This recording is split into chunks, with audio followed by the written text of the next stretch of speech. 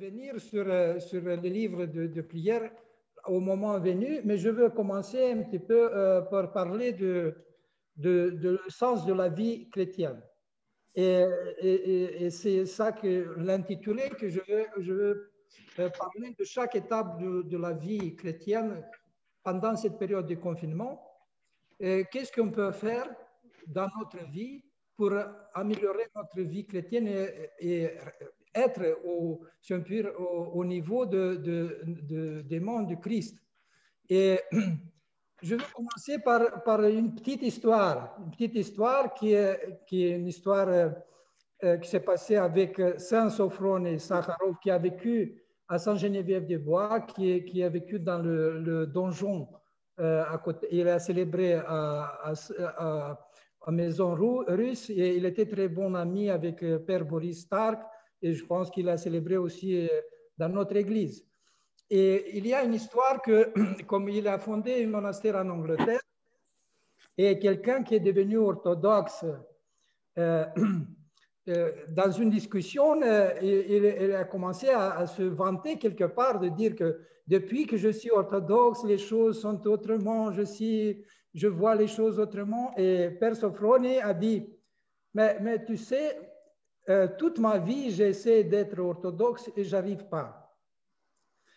Et pour dire que notre vie chrétienne, vie dans l'Église orthodoxe, elle ne s'arrête pas avec notre conversion, elle ne s'arrête pas avec notre baptême, elle ne s'arrête pas si on vient à l'Église, elle ne s'arrête pas si on communie, mais elle continue toute notre vie et même après notre mort. Et il faut avoir la conscience que notre vie chrétienne, elle ne s'arrête pas. C'est 24 heures sur 24 et toute notre vie. Et même au-delà. C'est pourquoi on doit avoir une sorte de patience. Et comme j'ai dit, on doit être comme des coureurs de marathon pour avoir la capacité de courir une grande distance. Et je vais revenir pour expliquer ce que veut dire notre vie chrétienne en commençant par cette définition, ce qu'est l'orthodoxie. L'orthodoxie, on traduit d'habitude ortho, droit ou vrai, doxa, opinion, enseignement, ce qui veut dire qui pense dans la bonne voie ou qui est conforme à une certaine règle, à une certaine norme, à une certaine tradition. Mais il ne faut pas oublier que cette traduction habituelle n'est pas tout à fait juste. Parce que doxa représente aussi la gloire, glorifiée. Et le plus précis et plus profond et plus spirituel sens de orthodoxie, c'est la vraie gloire. La vraie gloire, ça veut dire qu'on glorifie le vrai Dieu. Et on a une vraie foi, une vraie théologie qui nous mène, qui nous protège de ne pas dévier de notre Dieu. Et c'est ça le sens, ça veut dire que la vie chrétienne, c'est une glorification de Dieu. Et ce n'est pas par hasard que Jésus-Christ parle de béatitude, bienheureux, bénir et glorifier malgré tout, malgré toutes les difficultés, tous les problèmes de notre vie. Et le confinement est arrivé d'une manière inattendue dans notre vie chrétienne. Et quelle doit être notre attitude envers cette situation qui nous a privés d'une vie communautaire, de la communion et d'un certain espace familial ou communautaire, culturel. Et on a commencé à sentir cette vide. Mais nous devons le prendre dans le sens spirituel. Ce confinement, c'est une sorte, je dirais que c'est un voyage dans le désert. Et ce voyage dans le désert nous met dans la situation de se confronter avec nous-mêmes, de se confronter avec les autres, avec nos proches, et avec les esprits qui sont dans ce monde. les bons esprits et les mauvais esprits. Et c'est une expérience qu'on peut valoriser et même faire un progrès spirituel de cette isolation. Parce que vous voyez que l'idéal de la vie chrétienne, c'est le monachisme qui se retire du monde pour essayer de vivre dans ce monde le royaume des cieux. Ça veut dire avoir une vie angélique sur la terre. Mais ça veut dire qu'ils ne s'éloignent pas du monde parce qu'ils ils déconsidèrent le monde ou ils haïssent le monde, mais pour rencontrer le Christ, pour rencontrer le Saint-Esprit, pour vivre dans cet esprit.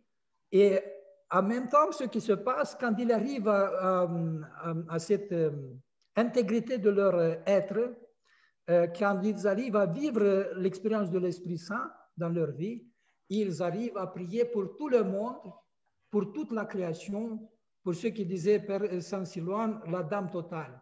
Et là, il arrive à réunifier, pas seulement leur propre vie, mais l'humanité. Et c'est un travail très difficile et on voit que c'est très dangereux parce que quand on est seul dans le désert, le seul espoir, seule aide, ça vient de Dieu. Et si on n'est pas en communion avec Dieu, on peut tomber sous l'influence du démon. Et on peut perdre notre conscience, on peut même devenir diabolique. Et on va voir demain dans l'évangile que cette possédé, il se retirait dans le désert, comme les démons le tiraient vers le désert. La solitude sans Dieu, c'est un chemin vers l'enfer. C'est un chemin vers la destruction de l'être humain. C'est pourquoi quand on parle de moines qui se retirent dans le désert, avoir la conscience que c'est des gens qui sont aux premières lignes dans le combat spirituel. Et ils sont exposés à un danger énorme. Après, qu'est-ce qu'on peut faire et valoriser, comment on peut valoriser cet confinement? Et nous voyons que dans la vie de Saint Antoine, les moines qui se retiraient du monde et qui essayaient de prier, d'avoir une relation avec Dieu, ils ne savaient pas comment faire. Ils n'avaient pas encore les livres d'aujourd'hui des prières.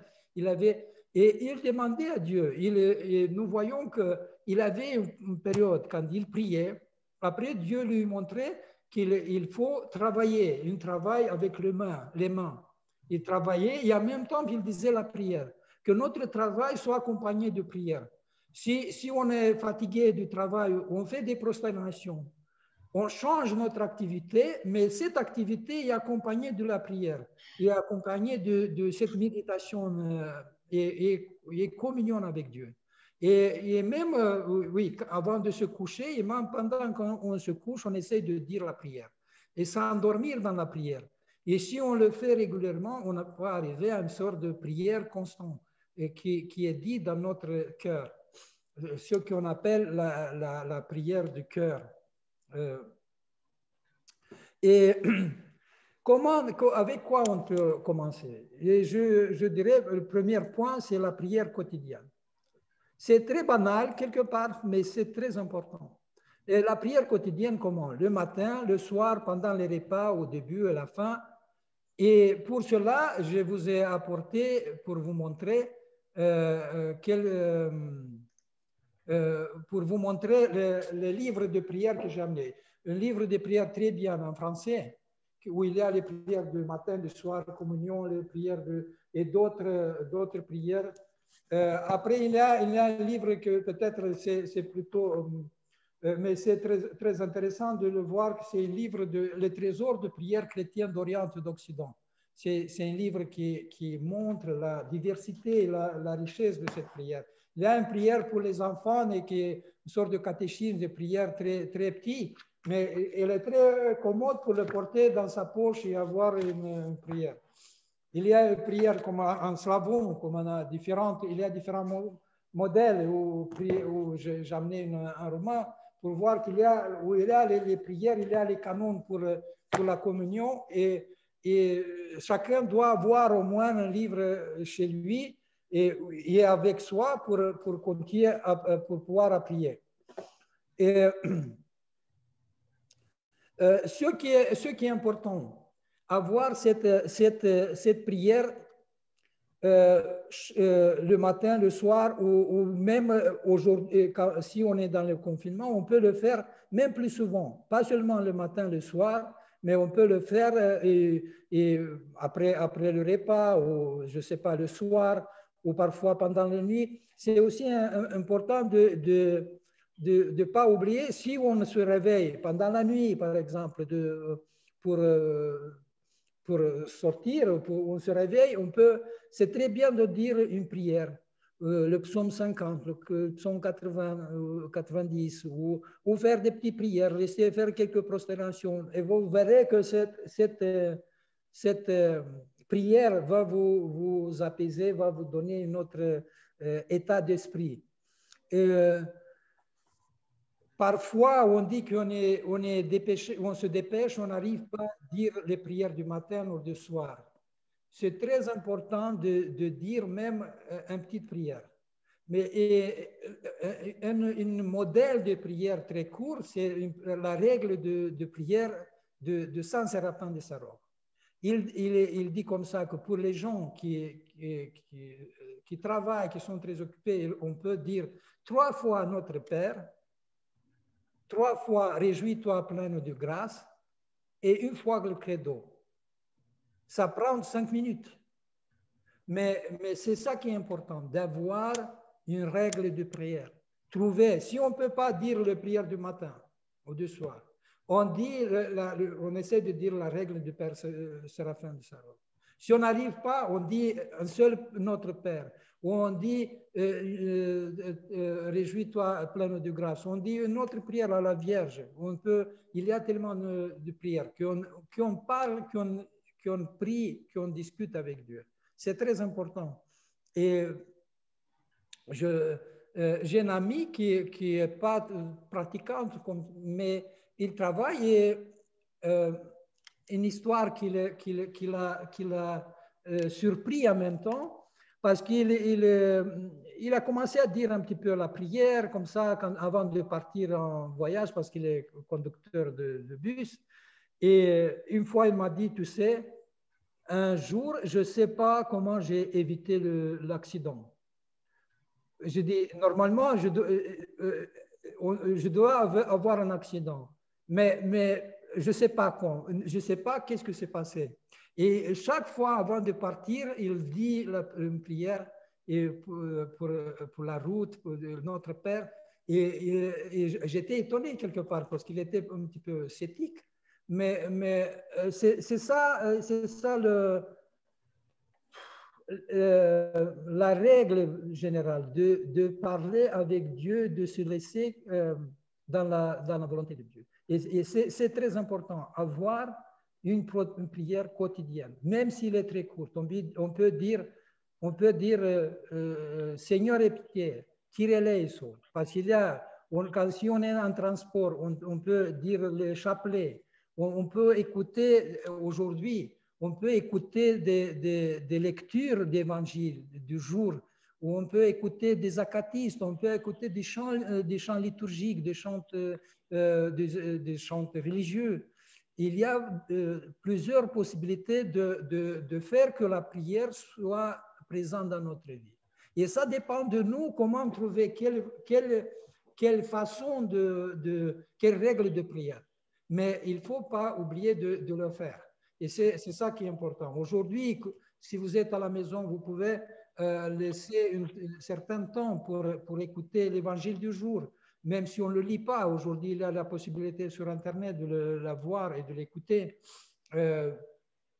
Méditer, comme Saint Séraphin, il lisait l'évangile chaque semaine, les 4 évangiles. Mais on peut lire un chapitre de l'évangile, on peut lire un psaume ou un cathisme. Ça dépend de nous de trouver une règle qui soit propre. Une autre chose, le deuxième point, c'est la régularité. La régularité de la prière, c'est très, très, très important. Ça veut dire que si, même si on prie très peu, même si on dit un Kyrie eleison, mais il faut le dire chaque jour et essayer plus souvent possible dans la journée. Mais on peut, c'est ça, la régularité qui donne un résultat qui crée dans notre vie une sorte de réflexe spirituel, si on peut dire, une habitude avec la grâce, une communion avec Dieu. Et c'est très important. Comme, on doit avoir dans l'esprit les choses que, comme on respire, on mange. La prière, c'est ça, la nourriture spirituelle. Et nous devons essayer de le faire, de se nourrir plus souvent possible. Et à nous de trouver les moyens comment adapter notre vie quotidienne, notre vie de famille, et avec la prière. Et parfois, il faut trouver une solution, une façon de le faire. Une autre chose, la troisième chose que je considère que c'est très important, c'est la prière en famille. Et c'est ce que je constate comme prêtre, comme confesseur, je vois qu'on oublie ça presque totalement. Mais on doit se souvenir que Jésus-Christ a dit à ses disciples que là où vous êtes réunis 2 ou 3 à mon nom, je suis là. Et ce que vous demandez à Dieu le Père à mon nom, je veux vous le donner. Et parfois, on n'utilise pas cette force spirituelle très grande qu'on a à côté de nous, qu'on en a dans notre famille, dans notre maison. C'est pourquoi la prière de la familiale est très importante avec les enfants. Peut-être les enfants ne sont pas peut-être toujours d'accord, mais de temps en temps qu'ils viennent, qu'ils participent, c'est très important. Et les parents doivent prier beaucoup pour leurs enfants, surtout aujourd'hui, parce qu'on peut très facilement se perdre sur Internet, sur l'information qui existe et qui parfois manque un discernement, et on peut se perdre dans cet océan d'informations. Et les parents doivent prier beaucoup et aider les enfants qu'ils puissent avoir un bon discernement des choses, expliquer ce qui est bien et ce qui n'est pas bien, pourquoi, qu'ils soient conscients de ce qu'ils font quand ils ne sont pas surveillés. Et aussi, pendant les confinements, mais pas seulement pendant cette période, c'est très important pour la famille d'avoir des activités en commun. Je ne sais pas, nettoyer la maison, aller au jardin ou faire les courses, aller au cinéma, voir un film ensemble, discuter sur un film qu'on peut le voir. Il y a écouter une musique religieuse ou classique et pour avoir des liens et des contacts directs où les gens sont obligés de réagir l'un envers l'autre pour ne pas vivre une sorte de vie autonome, même si on est en famille, mais on vit d'une manière autonome. Et après, c'est très difficile de rester en contact et d'accepter l'autre façon de penser ou l'autre façon d'être. C'est pourquoi c'est très important. Et cette période, je pense que cette période est aussi bénéfique d'une quelque manière, parce qu'elle relève toutes nos faiblesses, nos propres faiblesses, les faiblesses des autres, et on voit vraiment la vie réelle dans nos familles, notre relation avec les autres qui sont autour de nous. Et parfois, on peut découvrir qu'il y a des grands écarts ou parfois des incompréhensions, où on voit que les gens parfois s'éloignent l'un de l'autre. Et il faut être attentif. La vie de famille est très, très, très importante et très, très sensible. Il faut, comme une plante, je dis, il faut l'arroser chaque jour pour qu'il puisse grandir, pour qu'il puisse fleurir. Et ça dépend de tous les membres, surtout des parents. Il faut être attentif l'un envers l'autre, les parents, et envers les enfants. C'est très important d'avoir. Et la prière, c'est un moment de. Il faut trouver, ou le matin, le soir d'habitude, ou avant ou après le repas. Mais il faut trouver une manière, un moment pour rester ensemble et prier ensemble Dieu. Et surtout quand il y a des difficultés, il faut se réunir et prier pour nos amis, pour nos parents, pour nos grands-parents et pour d'autres personnes. C'est ça qui est très important. Une quatrième chose, c'est la qualité de notre prière. Ça veut dire que quand on prie, on doit essayer de comprendre ce qu'on dit, même si on lit des livres de prière, mais essayer de comprendre le sens et être attentif à ce qu'on dit. C'est pour que la prière ne soit pas une sorte de formalisme où parfois quand on dit Kyrilles, on dit Kyrilles, on comprend, c'est comme si une machine qui dit les choses pour passer à autre chose. C'est un automatisme et on ne se rend pas compte que cette Kyrilles est déjà une prière. On dit notre Père, le Kyrilles est résumé de cette prière de notre Père. Et c'est la même chose parce qu'on s'adresse à Dieu. Et c'est pourquoi c'est très important. Si on dit un seul mot, c'est pourquoi Dieu a dit à ses disciples qu'il ne faut pas être comme les pharisiens qui priaient au carrefour de chemin pour que les gens vous voient. Mais entrez, entrez chez vous dans le secret et Dieu va voir votre cœur, votre prière. C'est ça qu'il faut être attentif à ce qu'on dit et le dire en essayant de comprendre les mots qu'on dit. Parce que chaque mot a une force énorme. Après, la prière doit être sincère. Imaginez-vous que Dieu est devant nous toujours.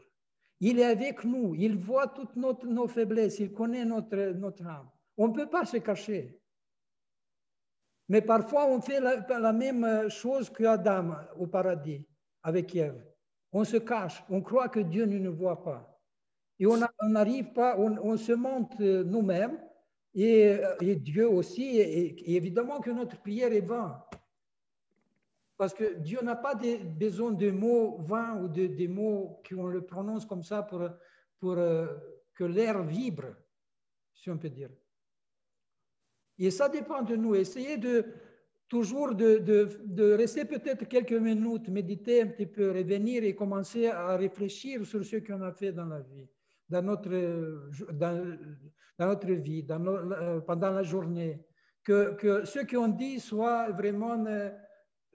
représente nous représente notre être. Aussi que la prière soit simple. C'est bien d'avoir les livres de prière parce que on peut dire que c'est la trésor de prière de chrétiens depuis des siècles. Mais si on n'a pas de livre ou si parfois c'est difficile pour nous de lire peut-être certaines prières ou je ne sais pas, il faut dire des choses comme on sent dans notre cœur. Ne pas se gêner de parler avec Dieu comme on parle parfois avec des amis ou même parfois avec des étrangers. On peut ouvrir notre cœur et dire des choses qu'on dit à personne et même à Dieu. Et c'est ça qui est triste quelque part, on a besoin de se confesser, de se détacher de cette fardeau, de de ce qu'on porte dans notre vie, dans nos péchés, nos faiblesses. Mais parfois, on n'a pas ce courage de parler avec Dieu. Et il faut être simple dans cette approche. Devant Dieu, on ne peut pas compliquer les choses. C'est inutile. Et cette simplicité, cette sincérité doit être avec un courage. Ça ne veut pas dire qu'on doit avoir peur.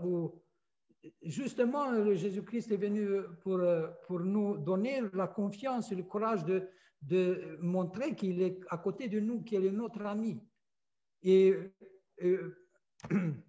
comme je dis souvent dans mes homélies, que regardez dans l'Évangile les personnes à qui Jésus-Christ a dit ouvertement qu'il est le Fils de Dieu. Au aveugle né, qui a eu le courage d'affronter les synédrions, les pharisiens qui connaissaient la loi. Mais il a vu, c'était une expérience qu'il a eue quand il a rencontré le Christ. Et il a vu comment cette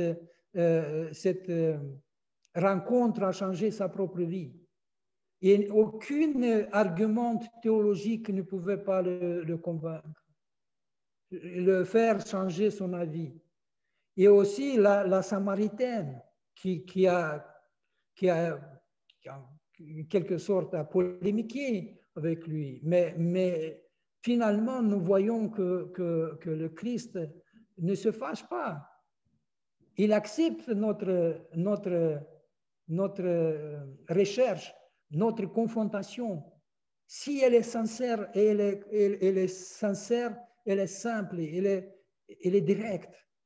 Et ça, à cette attitude, il faut qu'on s'habitue dans notre vie chrétienne. Ne pas avoir peur de parler à Dieu, de parler avec lui avec courage, avec simplicité et sincérité, ouvrir notre cœur. Et c'est une expérience. Il faut qu'on arrive, même si on ne le voit pas, mais il est présent. Et on va sentir après sa présence. On va sentir sa paix, son amour qu'il nous donne. Et évidemment qu'avec toute cette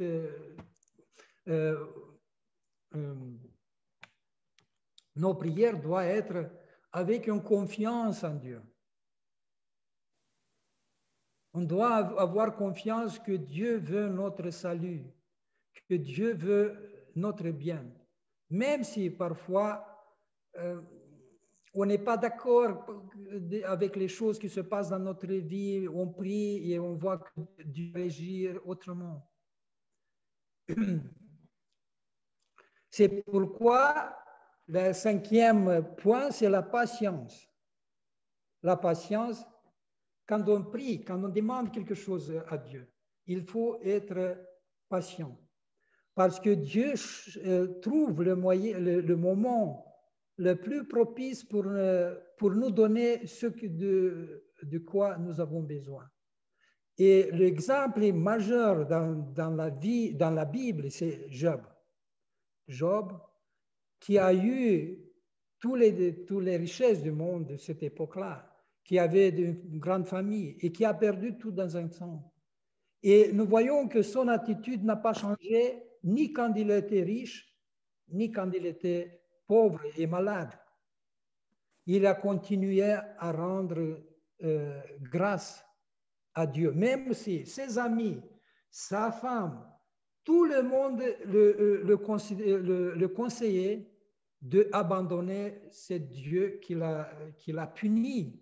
Nous voyons parfois que ce qui se passe de mal dans notre vie, c'est la punition de Dieu. Et ce n'est pas vrai. Et Job nous montre. Et l'Évangile aussi parle de cet aveugle-né, que ce n'est pas ses fautes ou les péchés. Mais parfois, Dieu a avec chacun d'entre nous un plan. Il veut qu'on apporte quelque chose dans le monde, qu'on change le monde dans lequel on vit. Et c'est pourquoi nous devons avoir patience et être confiants en Dieu, qu'il ne veut pas notre mal, il ne veut pas notre perte. Et ne pas douter, ça montre un jeu le fait qu'on commence très vite à douter. S'il y a quelque chose qui ne va pas bien, et si Dieu nous répond tout de suite ou comme nous voulons, on commence à douter et on perd la foi. Et après, on regrette souvent. Et sixième et dernier point, c'est accepter la volonté de Dieu. C'est lié avec la patience et ce qu'on a dit avant. Parce que c'est ça, vous voyez, quelque part, on est hérité de l'Ancien Testament, on dit que Dieu est celui qui punit. Et nous voyons que même dans l'Ancien Testament, Dieu déjà commence à parler que ce n'est pas ça. Et dans le Nouveau Testament, il accentue cet aspect, que ce n'est pas Dieu qui punit, mais on peut dire que nous ne punissons nous-mêmes. Parce que quand on s'éloigne de Dieu, le malin a plus de pouvoir sur nous. Et il faut voir qu'est-ce qu'on fait avec notre vie. Quelle est notre relation avec Dieu, avec les prochains, avec nos ennemis. C'est pourquoi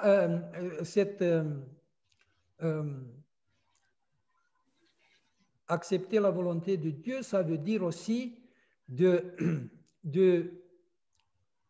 donner sa propre volonté dans les mains de Dieu.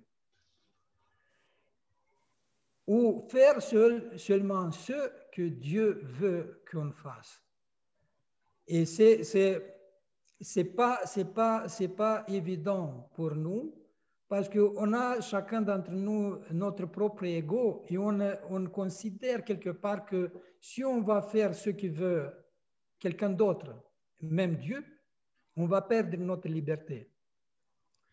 Mais le problème est que dans le christianisme, Jésus-Christ nous parle de ça, que justement quand on se laisse dans la volonté de Dieu, quand on fait la volonté de Dieu, on arrive à cette intégrité de notre être, de notre personne. Il n'y a pas de séparation entre intellect et cœur. Il n'y a pas de séparation entre âme et corps. Parce que Dieu, c'est lui qui réunit par sa grâce, qui commence à habiter et à avoir racine dans notre vie. C'est pourquoi on parle que quand on fait la volonté de Dieu, on devient vraiment des personnes, des êtres, des images de Dieu qui vont dans la direction de rassemblance. Et ça présuppose une humilité de notre part. Comprendre que Dieu est le Créateur qui veut notre bien et nous devons être en accord avec sa volonté. Et nous voyons l'exemple de Jésus-Christ à Gethsemane, qui avait peur de prendre la coupe, de monter sur la croix. Et normalement, on fait la même chose parce qu'on ne veut pas monter sur la croix, souffrir injustement, souvent. Mais si on se laisse dans la volonté de Dieu, et nous voyons pourquoi nous pouvons comprendre pourquoi on vénère les martyrs, parce qu'ils ont fait la même chose. Et nous voyons qu'après les miracles qu'ils ont fait, le changement des cœurs qu'ils ont fait, les guérisons qu'ils ont fait après, nous voyons cette grâce qui se répand après leur mort. Et premièrement, c'est Jésus-Christ qui a montré la résurrection. Il a souffert, mais après, il a donné la liberté à toute l'humanité. Où Job, nous voyons sa souffrance qui a duré quelques années et la grâce qui a donné Jésus-Christ, Dieu après. Et c'est ça notre aussi perspective. On doit voir les choses dans la perspective de Dieu, dans la perspective éternelle. Et pas seulement selon le jour d'aujourd'hui. Même si on doit s'occuper seulement de notre jour d'aujourd'hui, mais avoir l'espoir et le but de notre vie qui est dans l'éternité, dans le sein d'Abraham, dans le royaume des cieux, avec Dieu. Et c'est une vie qui dépasse notre limite temporelle. C'est pourquoi il faut toujours, quand on n'est pas d'accord avec ce qui se passe dans notre vie, il faut avoir dans la tête que Dieu, il regarde notre vie et il nous donne en fonction de cette perspective éternelle qu'on n'a pas toujours, et c'est pourquoi on n'est pas d'accord avec ce que Dieu nous donne ou ce qui se passe dans notre vie.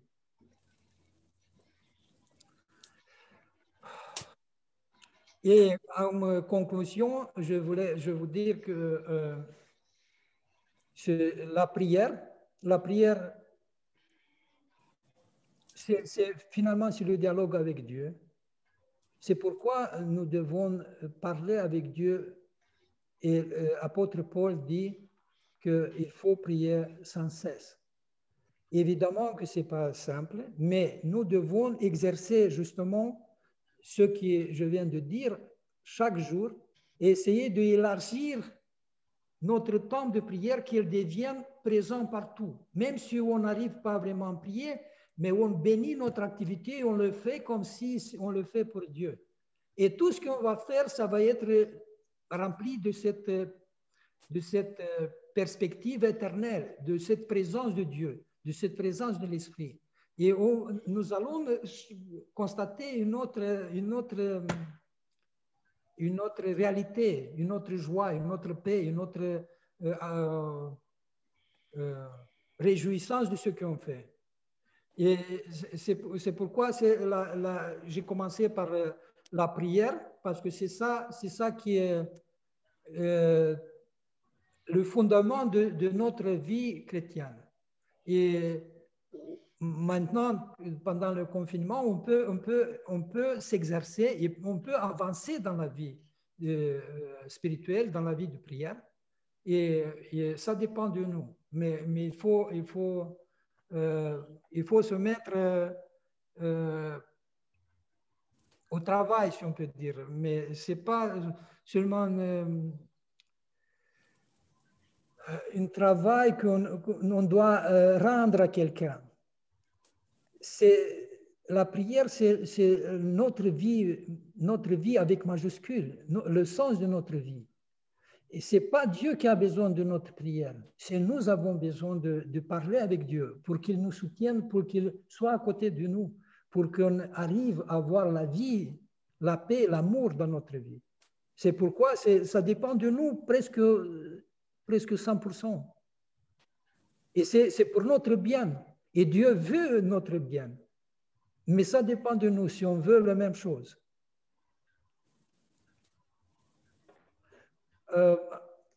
C'est tout ce que j'ai, parce que je regarde le temps passer. Et si vous avez des questions, on peut un petit peu parler sur ce que je viens de dire.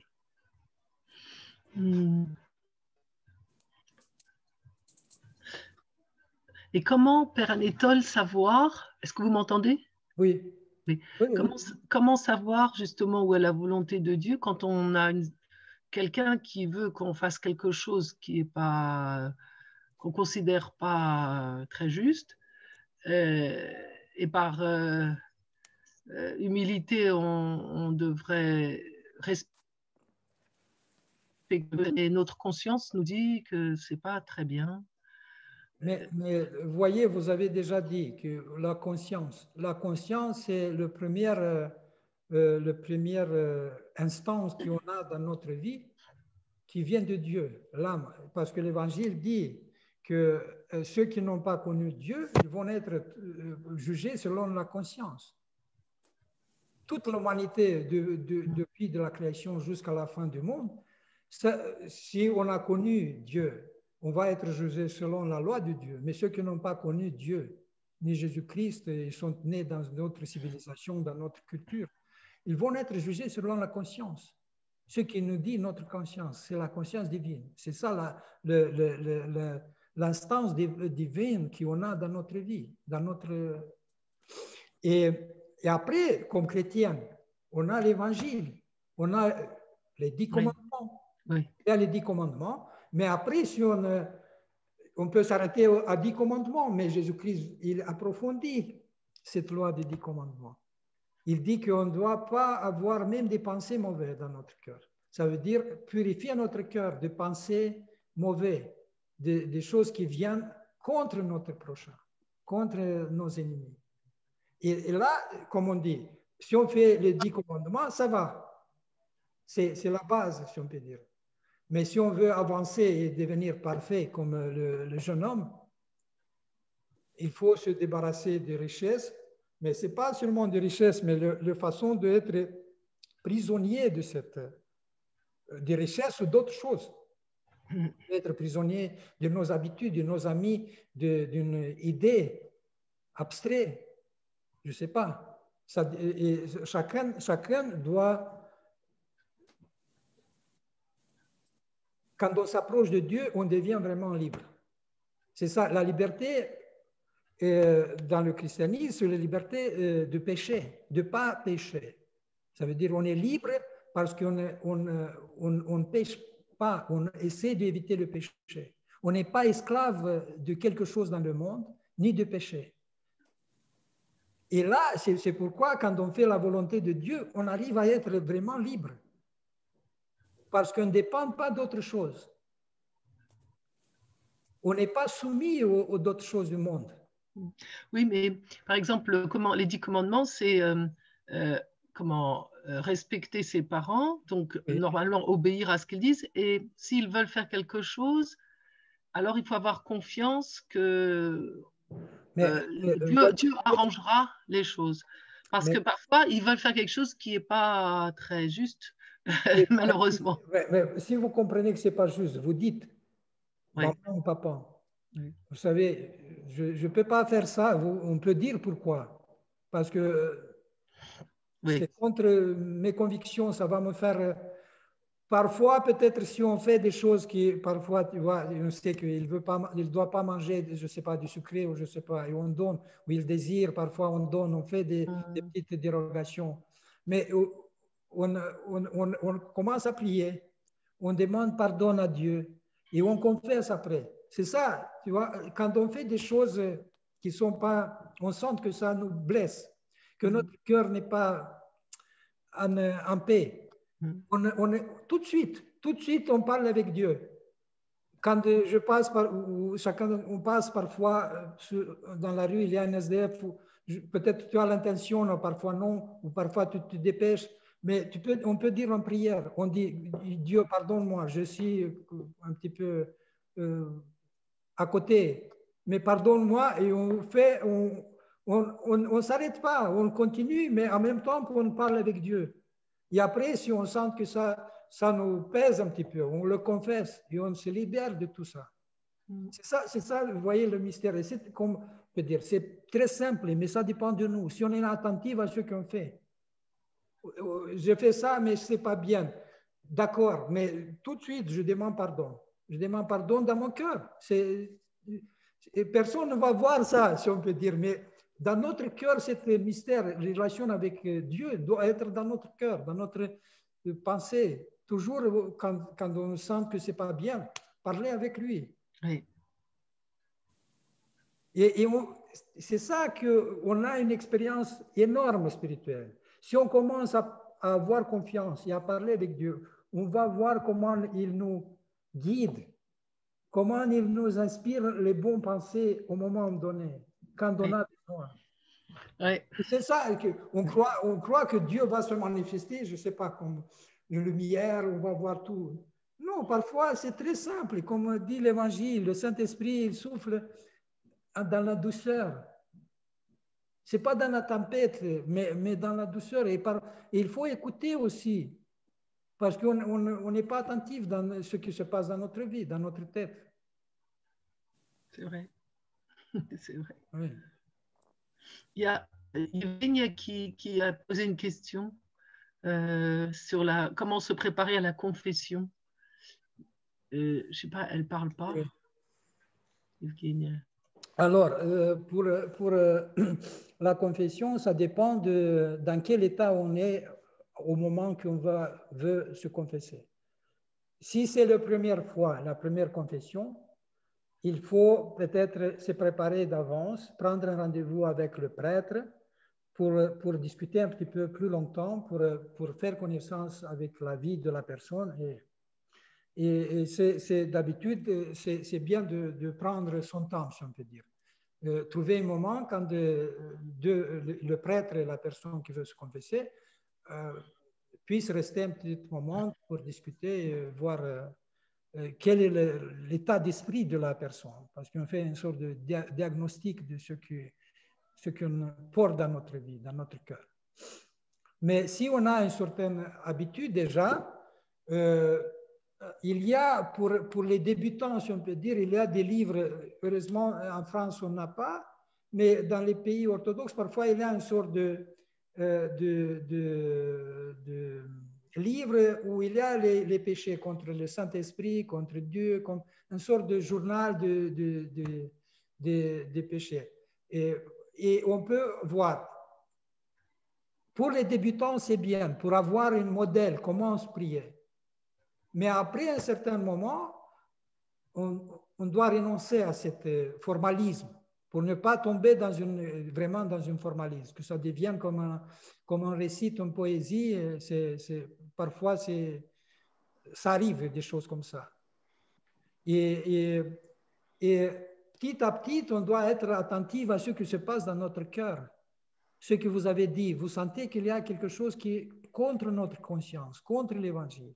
Et c'est ça qu'on doit être attentif, comment ne pas laisser que le péché blesse notre cœur et qu'il commence à se pétrifier. On commence à s'éloigner de Dieu. On commence à s'habituer au péché. On a fait un petit péché, après on fait encore, après on oublie, on dit, ah, ben ça va. Rien de grave ne s'est passé dans ma vie. Et comme ça, on s'habitue à des petits péchés qui peuvent nous étouffer. C'est pourquoi il faut avoir l'attention dans ce qui se passe dans notre conscience, dans notre état d'esprit, dans notre cœur. Et ça dépend de nous. C'est pourquoi c'est difficile de donner une règle générale. Mais comme je dis, ça dépend dans quel état et les personnes qui viennent, qu'est-ce qu'ils... Et après, une chose importante, il ne faut pas avoir peur de confession. Parce que parfois on dit, mais il va me donner un canon, qu'est-ce que je dois faire? Je ne dois pas communier, comme une sorte de punition. Le canon, c'est une règle de prière ou de prosternation ou des actes, des bons actes pour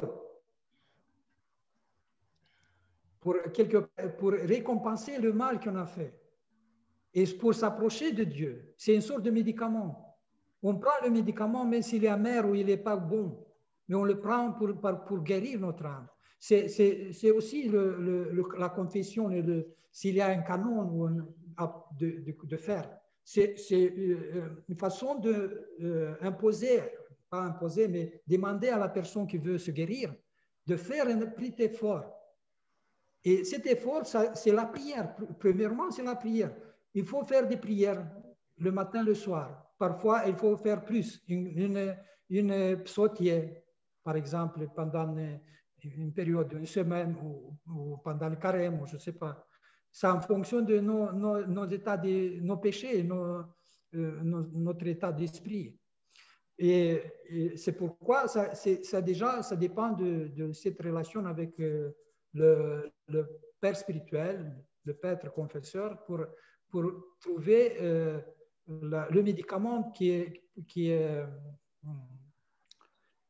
approprié pour notre maladie spirituelle.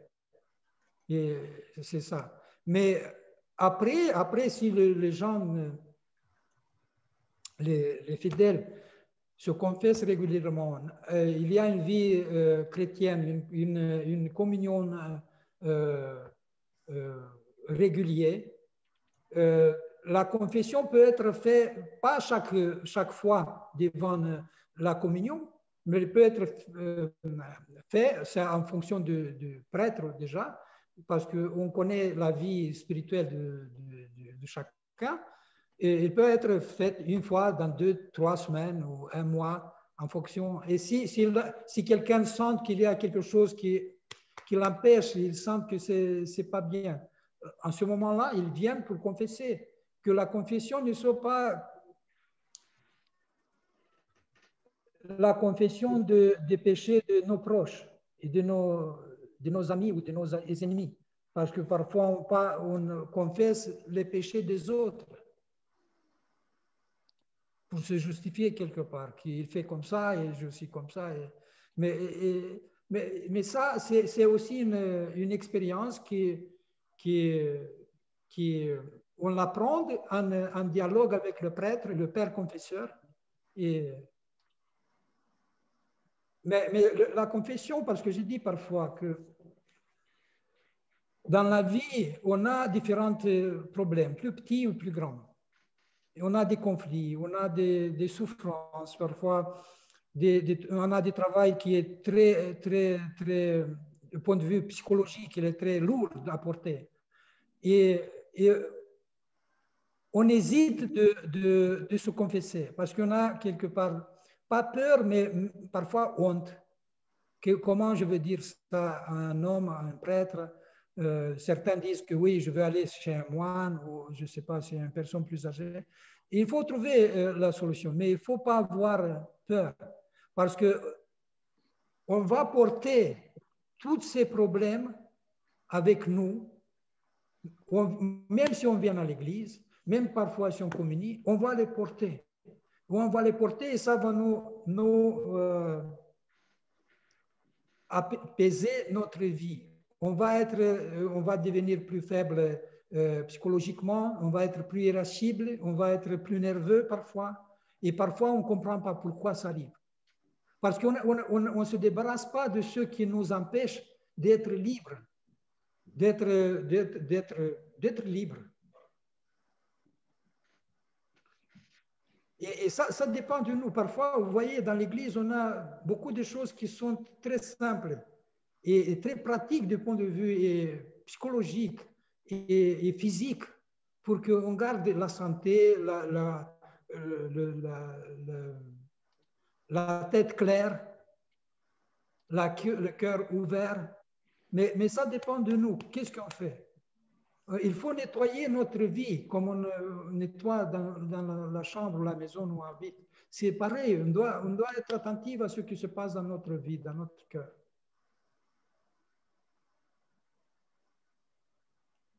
Oui. D'accord. Oui, allume le micro. Là. Vous m'entendez? Oui. Y a-t-il une fréquence pour la confession? Une fréquence recommandée pour la confession? Comme je viens de dire, au début, c'est l'histoire chrétienne, la confession n'était pas liée à la communion.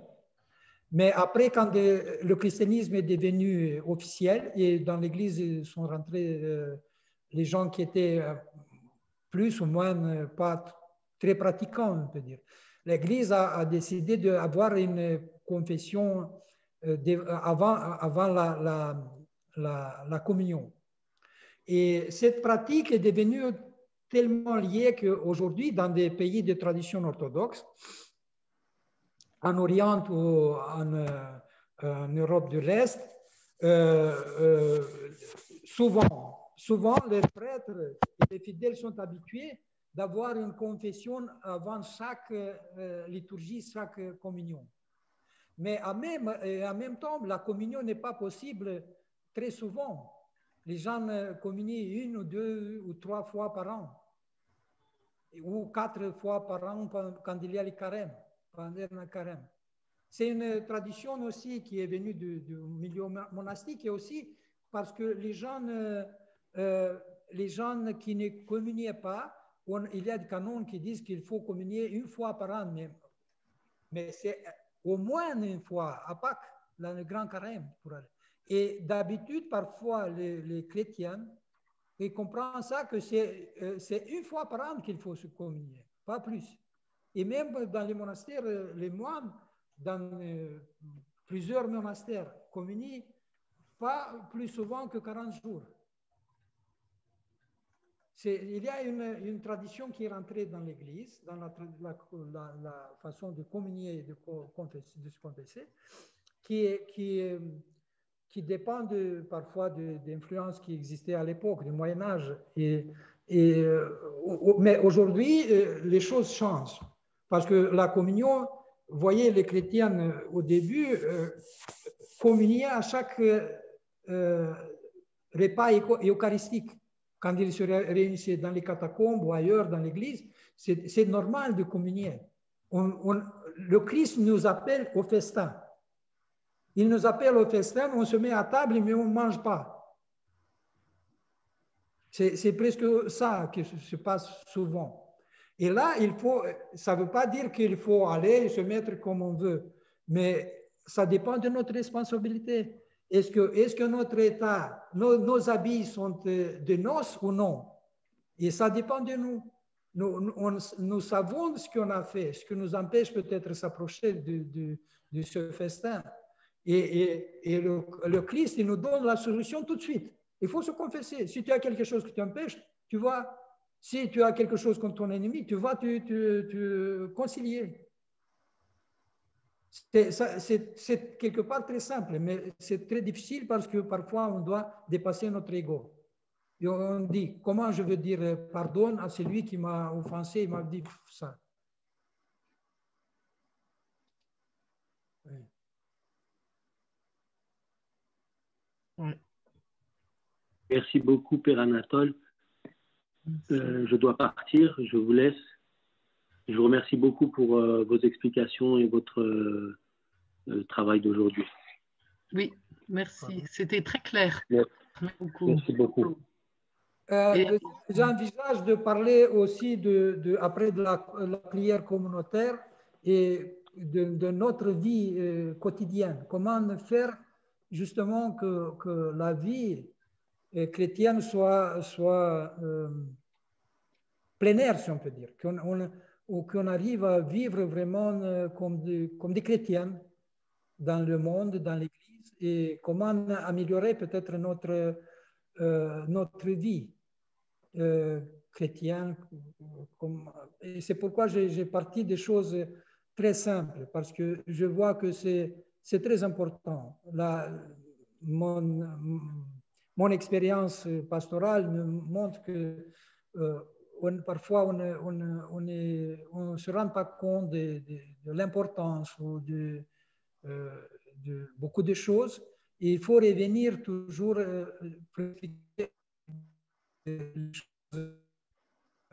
avec lesquels on est habitué et parfois on oublie le sens.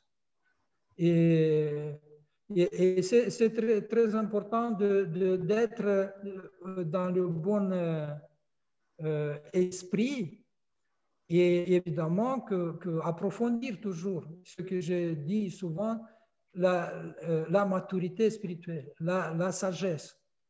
C'est ça la vie chrétienne. Il faut avancer dans la sagesse et dans la sagesse de la vie et dans la vie spirituelle.